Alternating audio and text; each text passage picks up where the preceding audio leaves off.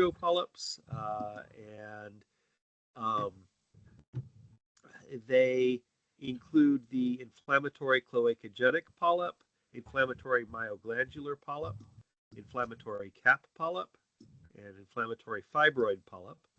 I'll also be talking about the juvenile polyp, which is a true polyp, a hamartoma, but it's has an inflammatory character to it as well, and many authors do classify it as a form of inflammatory polyp. The polyps of Putzjägers are also a hamartomatous polyp, but they are a syndromic example of a polyp rather than a so-called solitary polyp. Solitary polyp doesn't literally mean that you have just one of them, although that is often the case. You can have more than one, but we're contrasting this with polyposis syndrome, where there's some underlying genetic disorder that results in something up to a carpet of polyps. And I'll talk about a couple other hamartomas and malformations that are more congenital in character, but look like polyps to some extent, endoscopically especially. So we'll begin at the inflammatory cloacogenic polyp. So this polyp is defined partly by its location. It occurs in the transition zone between the rectum to the anus. Some authors do allow it to be deeper into the rectum, but this is certainly the prototypical location. It comes in various shapes. It can be sessile or pedunculated. It's often ulcerated. Now, does everybody know what a sessile versus a pedunculated polyp is? Does anybody want to say? No? Okay. Well, a sessile polyp is one that's not necessarily flat, but it's on the surface of the mucosa. A pedunculated one has a stalk. It's a peduncle. So there's a big part of the polyp that's either, if the stalk is long, it can be flopping around in there, or if it's short, it's just has a kind of a narrowing or a neck that it comes up from the normal mucosa. So juvenile polyps can have both of these shapes. On the pathological examination, it exhibits a tubulovillous growth pattern, and you will see inflamed fibromuscular stroma. So it does have an inflammatory infiltrate, like the other inflammatory polyps. And I think I would agree with the classification. It also has another interesting feature, which is that the crypts can be displaced toward the submucosa. So with the inflammatory cloacogenic polyp, because of its location, it can easily be missed on endoscopic examination. So if it's right in there, you often don't have a view of the lumen when you're inserting the colonoscope through the anal canal, and it isn't necessarily an easy thing to see coming in. So if you retroflex, you will significantly increase your odds of seeing it. And there was a case report in 2024 from our division, which highlighted just such a case in which the polyp had not been visible on a prior endoscopy, and this one was also not palpable by DRE. But when the colonoscope was retroflexed, it was possible to see the polyp. So the DRE is not necessarily going to save you from missing it endoscopically, although of course it is a good idea to perform one. The differential here, you should also consider HPV in a sexually active patient, as anal intraepithelial neoplasia can arise in this location as well. The symptoms of the polyp, besides the common polyp symptoms of bleeding, uh, is particularly likely to cause tenesmus or a sensation of uh, incomplete evacuation or even a rectal foreign body sensation. And it can even mimic inflammatory bowel disease symptoms. So the patient that was scoped in this case report actually had an elevated ESR, although not a CRP, um, mildly elevated ESR, and had frequency as a symptom as well. So, you have frequency, blood in stool, tenesmus, elevated ESR. Well, that's got to have you at least thinking about IBD, but it was actually all driven by this cloacogenic polyp. It can also be a mimic of internal hemorrhoid in an older patient. Now, obviously, we don't see hemorrhoids in little kids, but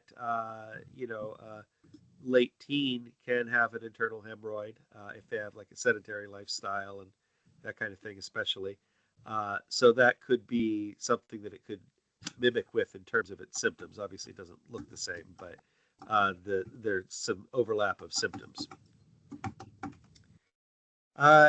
These polyps can be quite large and multiple. So this JPS is Journal of Pediatric Surgery, by the way, not juvenile polyposis syndrome. This is not what that is. That is inflammatory cloacogenic polyps. They are severe and numerous in this 15-year-old patient who had symptoms of chronic fatigue, constipation, and rectal bleeding, although not sufficient to cause anemia. The mechanism by which these polyps arise is related to their location, and it makes me wonder about claims that they can be further up in the rectum. But the thought is that it might be due to chronic mucosal prolapse, similar to the pathogenesis of solitary rectal ulcer. So in this theory of the pathogenesis, constipation leads to prolonged straining during defecation, prolapse of the mucosa, and then spasm of the anal sphincter causes ischemia and then ulceration. And the recurrence of this is leading to the development of a polyp. So that's one of the general mechanisms by which polyps form, is that you have repeated traumatization or other insult to an area of the mucosa, and the polyp is the eventual result. Non-surgical treatment of recurrent polyps of this type, inflammatory cloacogenic polyps, have been reported. A case report by Karpf in 2024 treated a recurrence successfully with topical steroids. So this is a 15-year-old male with frequency of stooling and anal mucus discharge as his chief complaints. He had a polyp resected surgically that was an ICP. This was actually done by surgery. They resected it. But 3 years later, so when he was 18, he had a recurrence of these symptoms, but did not want to have another surgery on the area. So instead, they tried treating him with a topical steroid suppository for 3 months. And you can see C is the recurrent polyp, right? This is not what it initially looked like. This was after the initial resection. This is the recurrence. And in the picture with the star, you can see what the mucosa appeared after 3 months of treatment. So the lesion has regressed substantially. And you can still see, though, that the mucosa is abnormal in that area. But they continued therapy for a few more months. And then 2 years later, they did a follow-up colonoscopy, and that's shown in the lower right. And they were unable to identify where the polyp had been as being, at all different, and it was normal histologically as well. So that suggests to me that like obviously the pathogenesis has an inflammatory mechanism for this, and it responds in that way to steroids. But also, it's not a given that it's going to come back. The tissue can go back to normal if the insults that provoked it originally are gone, and this ongoing inflammatory process is interrupted. So I thought that was very interesting. To be clear though, the usual management of these is to resect them endoscopically. Our next category of inflammatory polyp is the inflammatory myoglandular polyp. It does have a good name because its features are that it has hyperplastic glands and it has smooth muscle proliferation. Both of these can be appreciated in the slides to the right. It often has kind of a smooth, round appearance, which can be appreciated on the endoscopic image from Hirosaki 2008 that's in the lower right. It's generally a pedunculated polyp. This is a fine example of a pedunculated polyp. It has a distinct stalk and head, almost like a mushroom growing out of the mucosa. This is usually an incidental finding, but it can bleed and cause anemia, as with most polyps. This is extremely rare in children. I found out about this entity looking at a list of all colon polyps, but when I went to see what the pediatric prevalence was, it's just extremely rare as far as I can tell. I did find a case report in a 9-year-old girl, which is where some of these images come from. One thing that's interesting, though, is that pathologically, at least to some people on pathology sites, it looks vaguely like a Putzjäger's polyp. But that's way more likely to be found in a child than a inflammatory myoglandular polyp. This talk isn't about those polyps, but you see this like dendriform kind of interesting appearance of a Putzjäger's polyp. The resemblance to me is not striking, but you can kind of see it. But if you find it in a child, it's probably this and not that, but it could be that. Next, we come to the inflammatory cap polyp. The inflammatory cap polyp is an interesting one. It also is well named. It has a cap of inflamed and ulcerated granulation tissue. This is a fibrinopurulent exudate, and you can appreciate it on the pathology slide here on the upper right. So you've got something that looks like at least tissue on the bottom. That's the polyp. But then it has all this junk on the top of it, and it's quite extensive and thick, and that is the cap. It's often also associated with mucosal prolapses. It may present with blood in the stool or mucus. It's not common in children, but some places seem to see it a fair bit.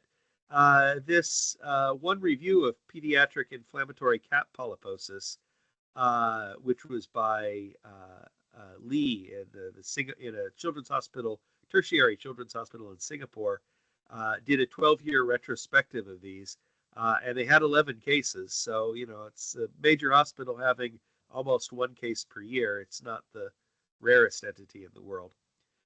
They do often occur in multiples in the same patient, and in those cases, recurrence is likely.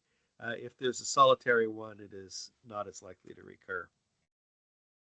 It's usually a sessile polyp, so sunk into or stuck on the surface rather than pedunculated, but it can be pedunculated as well. And if you look at the pictures of these endoscopically, you can see that it's covered with mucus and slime. That's the fibrinopurulent exudate. So as you would expect from seeing the pathology slide, it is thick enough that you can easily appreciate it on the endoscope, or if you were looking at the gross specimen, I assume.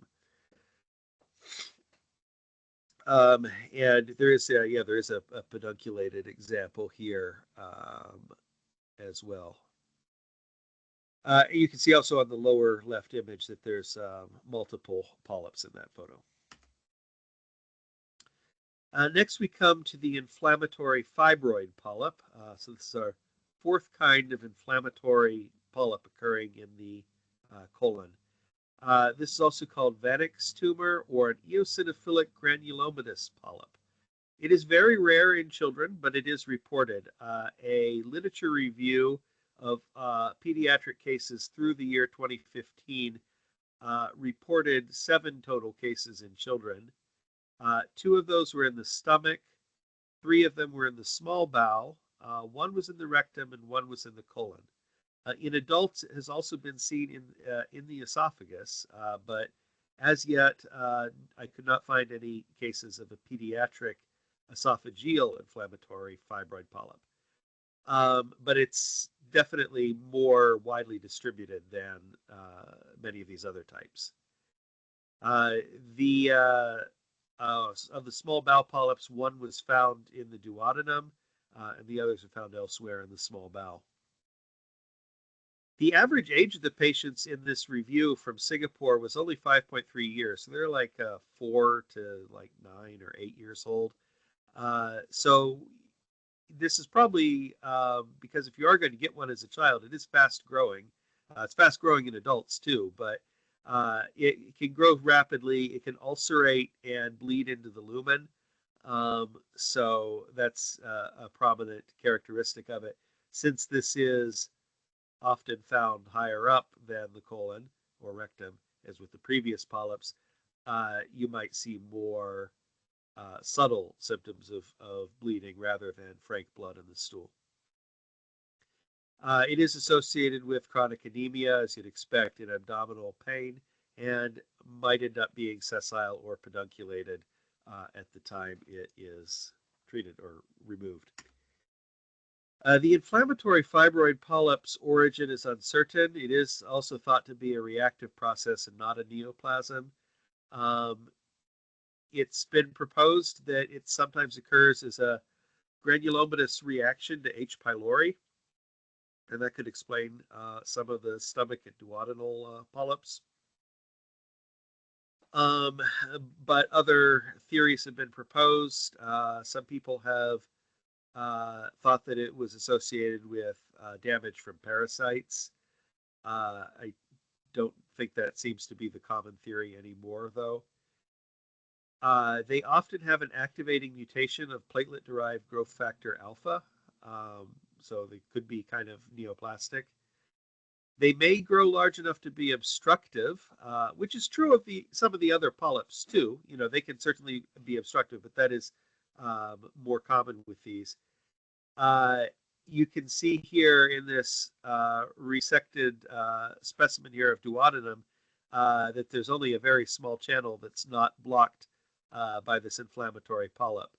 And you see on the lower right here, this was a girl from a case report who basically presented with abdominal pain and obstructive sort of symptoms that were referred to this polyp. The inflammatory infiltrate is distinctive because it's dominated by eosinophils. You know, others like having these spindly little plasma cell things, but these have eos in them, which is kind of interesting. I suppose that's why some people might have thought they were associated with parasitic infections. Next, we come to the juvenile polyp. Not everyone, interestingly, seems to classify these as inflammatory polyps, but I think they should be. They generally have an inflammatory infiltrate, and the mechanism of origin is probably could be similar when they're not associated with juvenile polyposis syndromes. So they're actually the most common in children. 75 to 90% of children with a polyp have a juvenile polyp. They are usually solitary and pedunculated. When you do see them in sessile form, that might represent an early polyp. Although they are found in children, they tend not to be very symptomatic or anything, and so adults often have them discovered incidentally on endoscopy as well. And it's they're not a scary polyp, but they are pretty common. In the upper right, you can see a pedunculated polyp. You can't actually see the peduncle, but it's behind the polyp, and yeah, with narrow band illumination in the upper right. And in the bottom are the pathology of this polyp, which we'll get to in more detail. So if you do see, though, more than 3 to 5 polyps in the colorectum, or you see any number of them, and there's a family history of juvenile polyposis syndrome, then they should be managed under those guidelines.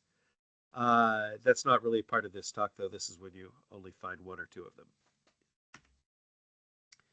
So the pathology of the juvenile polyp reveals cystically dilated glands and an inflammatory stroma. Not uncommonly, it can ulcerate and then scar over. The scars may cause the crypts to be obstructed, so they're no longer necessarily in communication with the surface. The polyp is most commonly found in the rectosigmoid, but pathologically similar polyps can rarely be found in the stomach or small bowel. And it's also thought to develop from a focus of mucosal hyperplasia. The polyp on the right was resected by me with Dr. Levine, and the picture is from our own Dr. Pittman. So that is a juvenile polyp. This one was located just before the transition to the anal canal and had to be removed with the scope retroflexed. So it was an interesting challenge to remove this polyp. But again, it was not visible really coming in. With the scope retroflex, though, it was easily visible. And the parent had actually seen the polyp emerging from the child's anus. This was a small child during defecation. But when we initially got in there, we couldn't see it. It wasn't until retroflexing in the rectum that we were able to observe the polyp. Now, getting into some things that aren't inflammatory polyps, just a couple of these. We have the pancreatic rest. So most of us, is somebody saying something? Did someone have a comment? No? Okay. So the pancreatic rest is a hamartoma, but it's not a inflammatory polyp. In fact, it's considered to be congenital rather than something that develops as a result of a repeated mucosal insult. It is also submucosal, so if you were to biopsy this with a normal sort of biopsy forceps on your endoscope, you wouldn't see much interesting. The pancreatic tissue is below the mucosa. It can contain all of the sort of elements of pancreatic tissue, ducts, acini, islets. They're not in communication with the pancreas. That's kind of a definition of it being ectopic pancreatic tissue. And most of them are found in the stomach, but they can also be found in the duodenum. Because this is a submucosal lesion, it needs surgery to resect it if that's needed. It's usually asymptomatic and pretty harmless, but it can get large enough that it actually causes gastric outlet obstruction. So, in that case, obviously, it needs to be managed surgically. This is another example of a malformation that's vascular in nature, the blue rubber bleb nevus. So this is a congenital disorder that causes vascular malformations in the skin and GI tract. So you can see here the foot of the patient in the lower right. with these blue nevi deep to the skin, but large enough that you can see they affect the contour of the skin. They can be endoscopically treated by argon plasma coagulation and polypectomy. I include them here mainly because they kind of look like a polyp. If you look at this colonoscopy image on the upper right, they have a pretty polyp-like habitus, but they are a vascular malformation rather than, exuberant inflammatory, exuberant inflamed tissue like a polyp. And on the pathology image, you can appreciate the vessels inside the nevus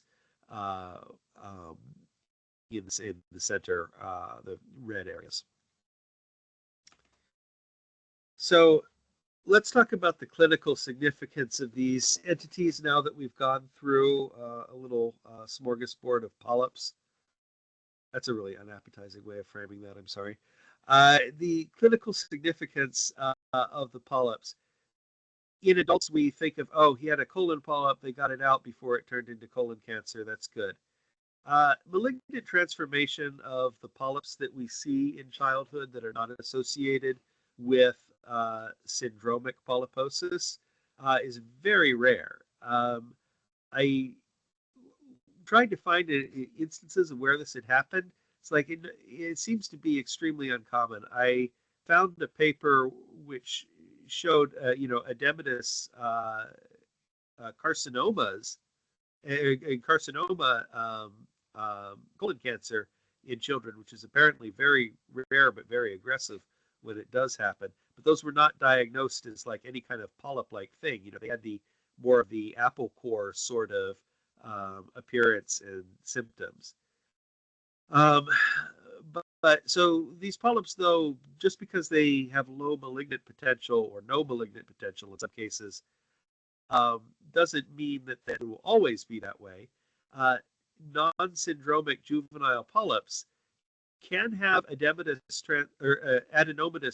transformation, and up to 12% of them that are being seen in this ongoing study at Children's Mercy have that, which I was surprised it was so high. So, could they eventually cause a problem later in life? They can also still be clinically significant in other ways, which I'll describe subsequently. Sometimes the polyp will have visible blood and stool as a result, but it's by no means required, either because the polyp is farther up and the blood is, mixed in or subject to the effects of the gastrointestinal tract, and it doesn't come out looking like blood. And it can still lead to anemia, even if there's no blood in the stool being seen. And so it should be suspected not only as a cause of GI bleeding in children, but as potentially a cause of anemia in children. Polyps near the anus are sometimes seen by the parent or felt by the patient. So that is certainly a differential for that versus a prolapse, is that there could be a polyp. Now, the complications, the first one is obstruction. So a polyp or several polyps can grow so large that the lumen is actually obstructed. So this is often seen as a complication of ulcerative colitis inflammatory polyps. So inflammatory polyps are often seen in considerable numbers with UC, which makes sense, right? This is repeated insults to the mucosa, and it responds sometimes by developing polyps. So people with UC can have a lot of inflammatory polyps. Sometimes they can have so many and so large that they become obstructive to the lower GI tract. Bleeding is another complication too. So the polyps have fragile blood vessels, and the inflammation predisposes them to damage. If they're large and have necrotic areas, that also compromises the integrity of the endothelium and the structural integrity of the polyp generally. Mechanical factors, of course, are important in determining if there's bleeding. So, if you're a person who is constipated and has hard stool moving past a pedunculated polyp, that's more likely to bleed than like a low-lying sessile polyp higher up in the colon in a patient who's not constipated. So here's some examples in the lower left. There's an example of a juvenile polyp. It's ulcerated and bleeding. It's not like gushing blood, but you look at its appearance, which the author has delightfully described as strawberry-like. And so that's something to keep in mind. Another aspect is that they can actually cause intussusception. So a polyp can be a leading point for intussusception, especially in children. Typically, this is a polyp greater than 2 centimeters in diameter. It can cause intussusception in children whose age would make it less likely. Though in the case we see on the right, this is a 10-year-old girl. She presented with a history of abdominal pain and then 24 hours of bloody stools and a palpable left lower quadrant mass.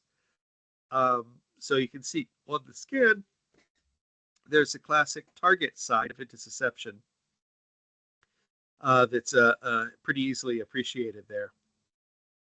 And then in the upper right, you can see the polyp and its resection.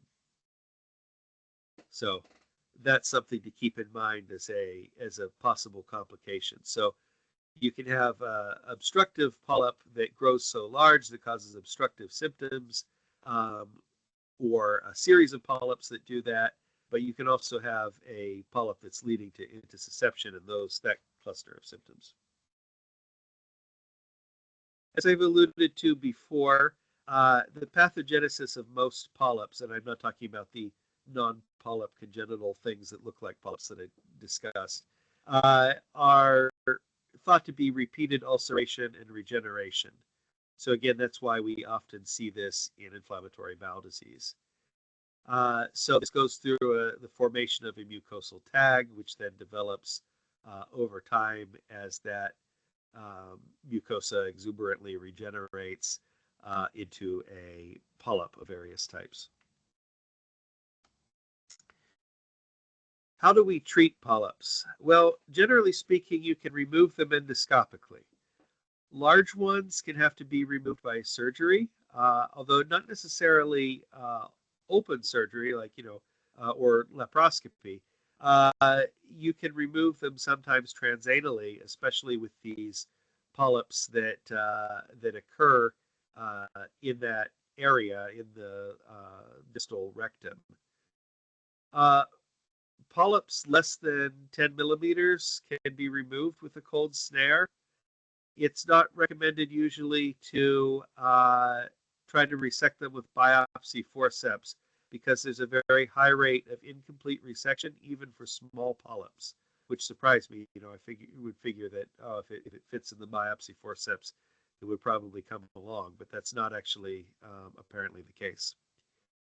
Overall, though, there's a lower rate of complications for hot snare polypectomy versus cold snare polypectomy. Mostly it's bleeding that's a complication of the cold snare polypectomy. And it doesn't take that much longer, at least if the stuff is ready to go. A study by Kawamura reported it took them 83 seconds on average to resect a polyp with the hot snare versus 60 seconds with the cold snare. These are presumably accomplished adult gastroenterologists, but it doesn't take that much longer. So it's something that I will be thinking about in my future polypectomies. So, Bryce, I'm sorry. Yes. I actually had that question saved up. When to use cold versus hot snares?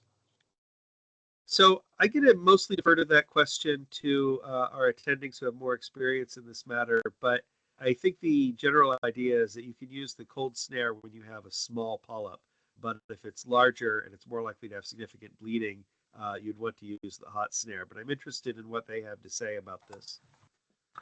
You're overall totally correct. The way that I personally judge is after the if I did do a cold snare, which I rarely do, I would just observe to see whether or not there's further bleeding.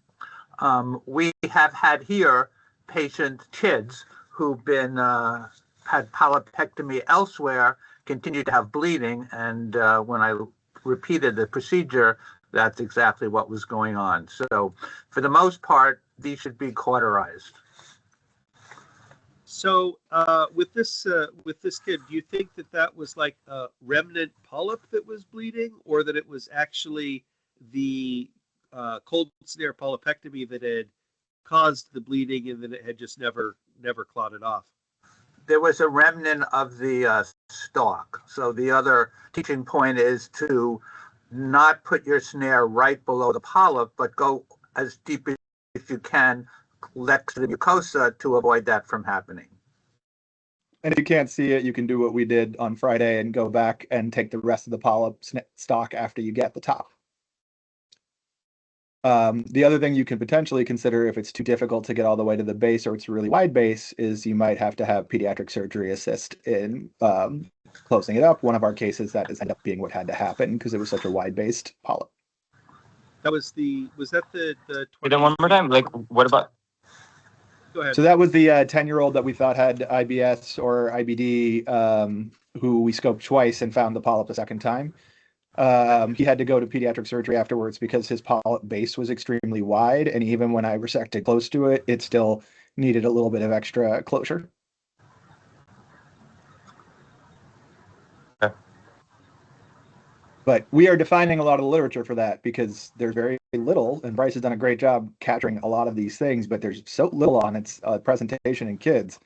And I have some theories about why we see more of it here, but it's just really interesting.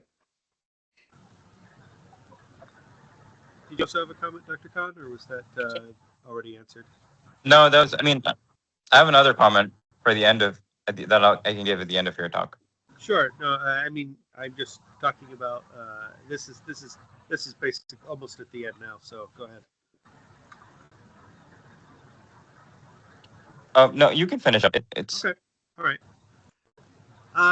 So in the past few years, we've been seeing more.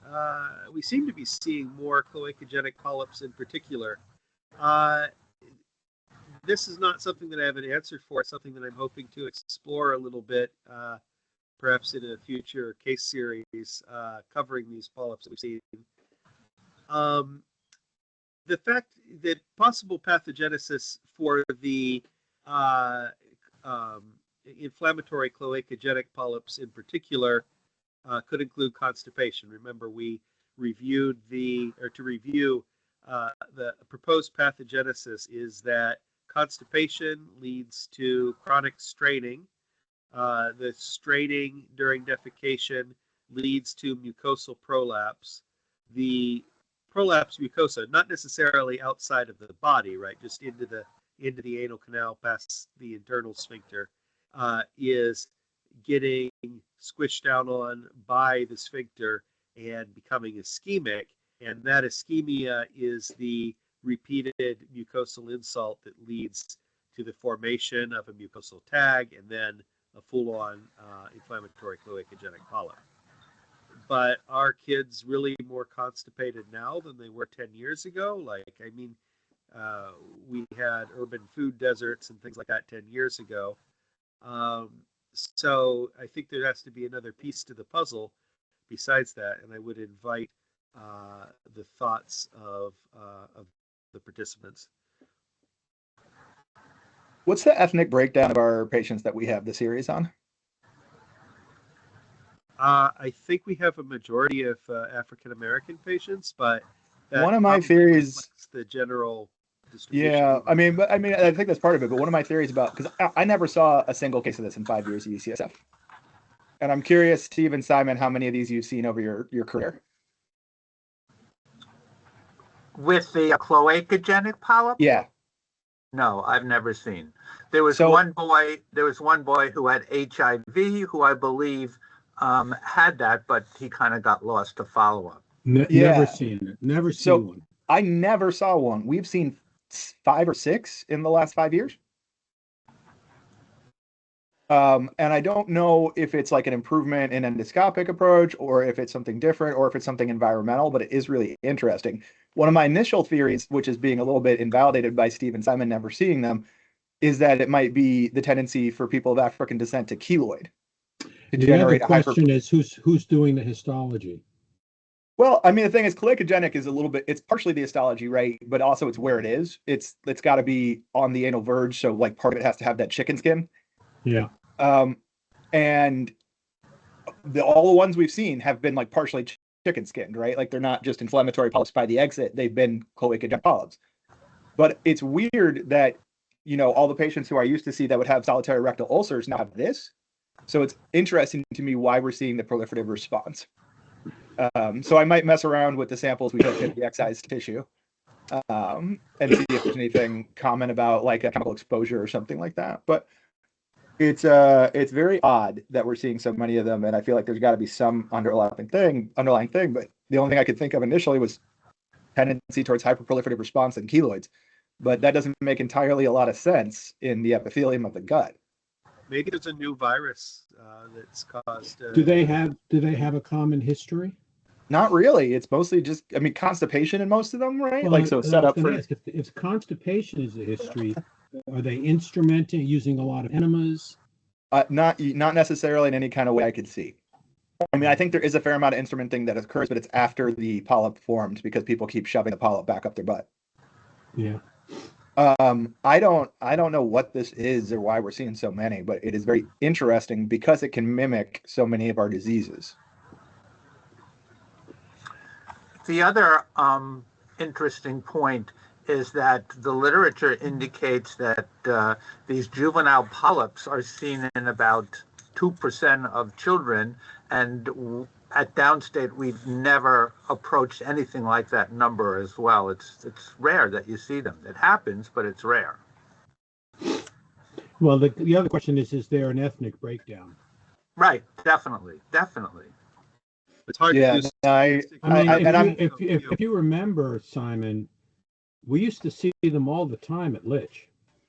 Right, but not that's my point. Not here. Not here. You did see them at Lich. Population was a lot different. Not the cloacogenic. The No. typical The juvenile polyp. Yeah. Because I was just like, I mean, when I saw it the first time, I was like, what even is that? And found the precise literature on it, but it's still seems vanishingly rare according to the literature. But we're seeing at a rate that's like pretty, you know, not common, but definitely not abnormal.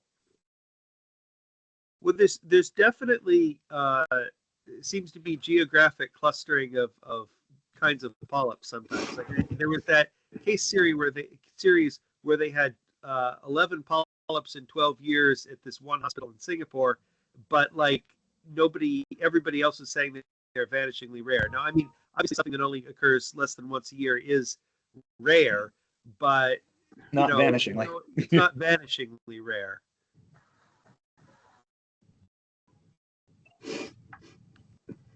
Bryce, that was a great talk. I had a Thank you. interesting comment.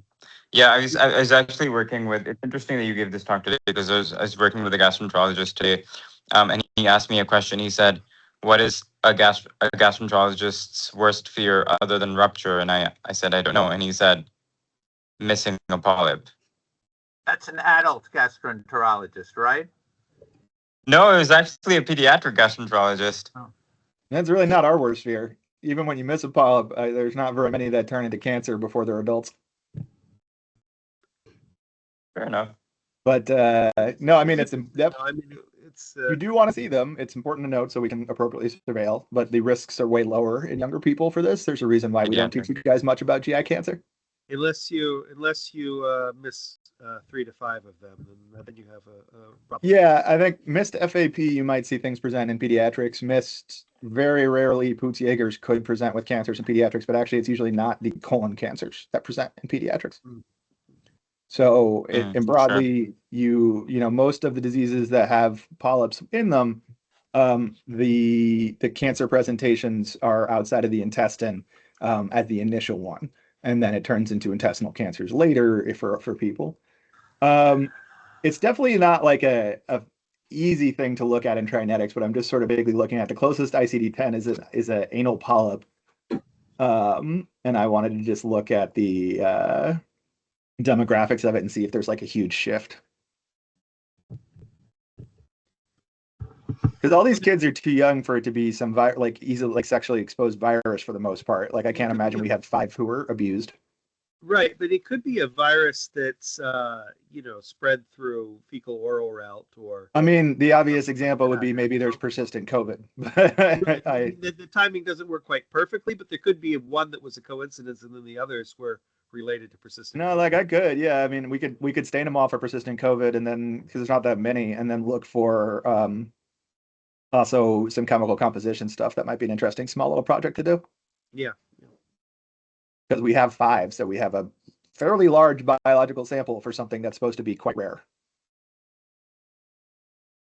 Yeah. Well, anyway, though, thank you all. Are there any other thoughts? One other part is to always keep in mind that 2/3 of the polyps you'll see are in the sigmoid and rectum, and you could oftentimes appreciate them with digital examination, but 1/3 or 1/4, depending on literature, of these kids will have more than one. So if you're looking for somebody with bleeding and you see the polyp, make certain that you do a full colon, because again, we've seen that as well. Somebody missed the right-sided polyp, juvenile polyp, and then came for ongoing bleeding and took that out. And do the full colon before you take out the polyp, if possible, for obvious reasons. Yeah, very, very good point. If, as we know, patients are not limited to having one disease. They certainly aren't limited to having one polyp, even if it is a solitary polyp. All right, thank you all for coming, and I appreciate the additional thoughts. Anything else before we wrap up? Nope. Thanks, Bryce. Thanks, Bryce. Thank you. Okay. Bye. Thank you. Bye.